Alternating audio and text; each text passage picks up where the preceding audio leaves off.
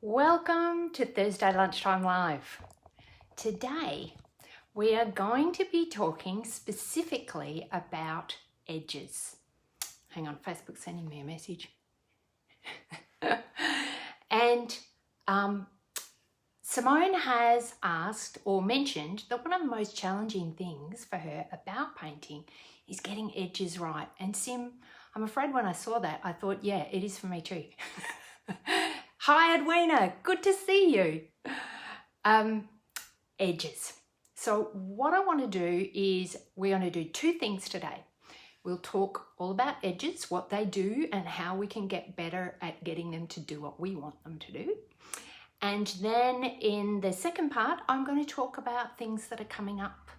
I will be teaching you more about your own creative drivers that will help you understand more about what's the work that's really going to turn you on, and also understanding more about perhaps if you've got an audience, what are the types of things or way to communicate with them best. So that's creative drivers and also this portraiture course that I've been talking to you about. I'll tell you the dates and we'll get going on all the things coming up this year. So first of all, edges. Now, those of you who've done the How to Paint with Acrylics course know that we've got a luscious painting model and we start with line. So the line is going to give us form, but line does another fabulous thing, and that is tell us about depth. So I chose this painting now I can't remember its technical name, Solenaeus panosa. I'm painting some endangered species, and this might just look like a daisy to you, but actually it's an endangered species from here in Victoria. Thanks Edwina, good to see you. And so I'm beginning a series of these endangered species to tell people more about them and use them more in their garden. But this particular picture is really helpful. I'll show you my photo. If you can see. Now, I got it the right way up. Yeah. So I'm not sure if you can see enough. So I'll go back to the painting, but that's what I'm working with. And here in the painting, let me make sure you've got the top. When I said to you, it's giving us depth. So we've got a canvas, which is just this 2D, and we're trying to make it into 3D. So we want to help the eye of our viewer to see depth in the painting. And it's the way we treat the line or the edges that gives that to us. We help their brain work out what's happening in this painting. And we do that by making sure that those edges at the back are soft, right, and fuzzy. And that's a specific skill. And then the ones at the front are really sharp edges. And you know that I use the angle brushes to help me get those sharp edges and shapes when we're painting flora. But I want to tell you specifically more about the, particularly the soft edges at the back, because we need to really get good at the soft edges. Now, Sim is painting the hibiscus. And so the edges, the closest part to us is actually in here. And far away are these edges that are softer than these sharp lines. So again, we've got further back in the painting and further forward in the painting. That background generally all smudgy, that's a technical term. We can't see the specific forms. It's only as they come closer that we can see specifics. So I'm going to demonstrate this inside this lovely painting, because the daisy with the white of a daisy helps us illustrate that glow of the softer faraway edge. Now, So in that Luscious painting model, at first we're looking at the line, we're looking at that form, making sample color, putting on color. So I'm only up to here, the first pass of color. And I don't know if you can see the much depth there of color, but so I'm using pinks, some alizarin crimson. I'm using, when it's a white highlight, I'll use, you see there? I'll use that cadmium light.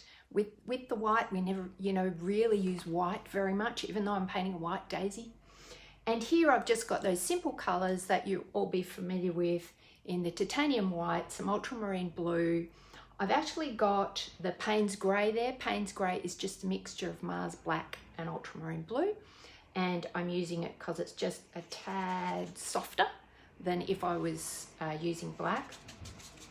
And it's just faster for a demo for me to get the greys. But the greys I've made here using all three primaries. So I've made grey by using the Cad Red medium, the ultramarine blue, and the Cad Yellow medium. And that's how I get the greys that have more interest in them. But for my demo, what I want you to see is that's what the edge does for us. Let's look at how we can manipulate the edge.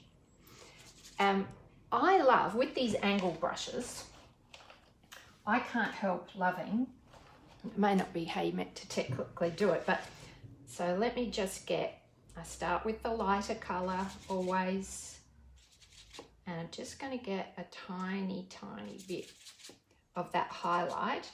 Now I just love, let me bring you closer. I love doing big straight lines. Even though I don't really have a steady hand, but the angle shader helps me.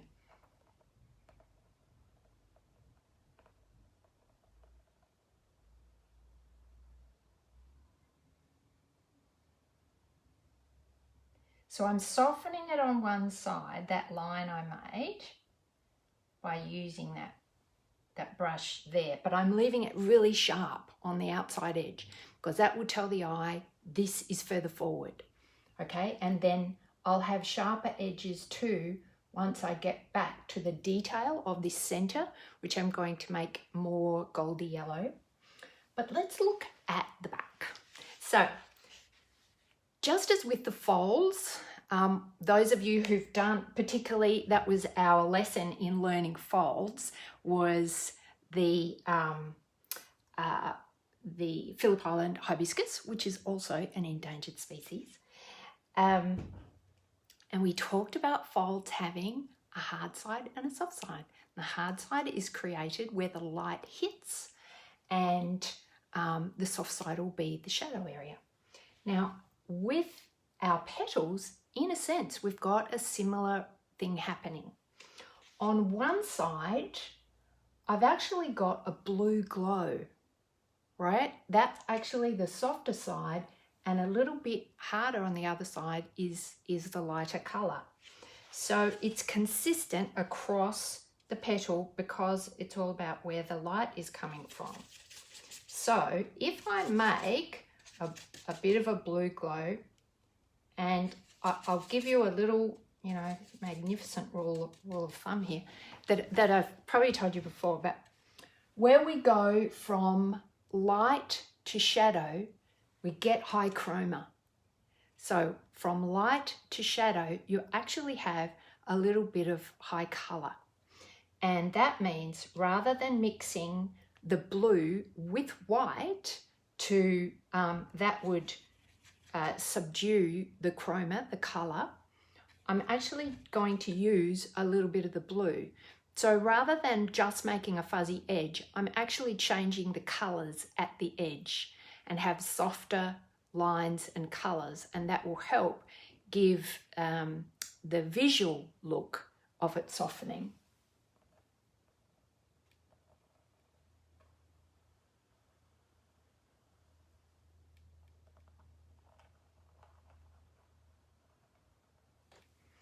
And I'm just going to make it consistent across those back petals.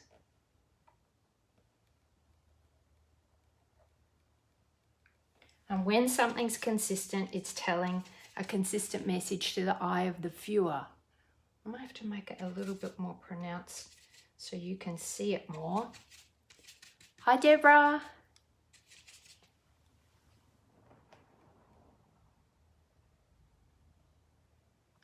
But I'm using that blue. An artist, if you want to understand more about this high chroma on the edges thing, who's really amazing at this is Matthew Quick. Look him up on Instagram. He's a Melbourne artist who's incredibly detailed and fantastic. But when you see his paintings up close, like of a statue, along the edge, there'll be this high, bright colour. But we're making sure that that blue, I'll put it in a bit more for you, is going to be quite visible on those edges. But Sim, how do you get your paintbrush? So that's I'm using high chroma, but I'm using it's very thin. But let's say, okay, let's do a white bit.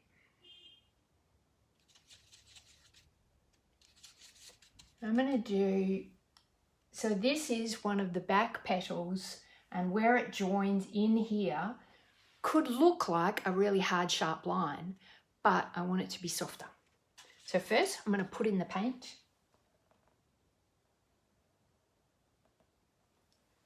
And then I'm going to get a dry brush.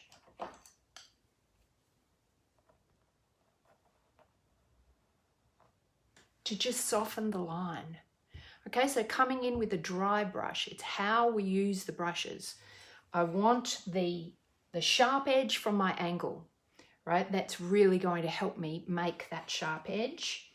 And now I could still use the angle, but coming in with some paint and an old schmoozy brush. So either you've got special schmoozy brushes that you keep, and when you go to any artist's studio or yourself, you see people have these pots of little crappy looking brushes that are overused. Well, they often have a purpose. So either, you know, you've specifically collected ones that have scratchy edges to help you create these different edges, or in this case, the one I used for you was a sable brush of my nana's. It's got a really scrunched up edge. It's very, very old. But that's what I like to use to make some of those softer edges, because we can get a line of paint that makes a ridge, and that could be good. If it was up here, you might be good with that. But sometimes you don't want a ridge, because then when you come back to paint over it and change something, you can't because of the ridge. So ridges can be a little bit restricting, but making soft edges wherever possible. So either we do as I do, which is the, you know, painting on that's a wipe, kind of a wipe of paint. And then if I were doing, like when I'm doing a portrait or something, I more do dabbing, right? Just dab, dab, dab, dab, dab. Watching Robin Ely, the amazing, they call him the human photocopier, the amazing portrait artist who's from Adelaide and lives in LA. He only ever pats the paint on. And I was talking to him about it, and he said, do I? You know, like, so it's just pat, pat, pat, and it's one colour before going next to it in the next colour and looking at that, the light, the range of the colour. So they're the tools that we can use. We can make our sharp edges with this sharp angle brush, and we can make the softer edges by taking dry over wet and just smooshing the edges. Hope you've got all those technical terms.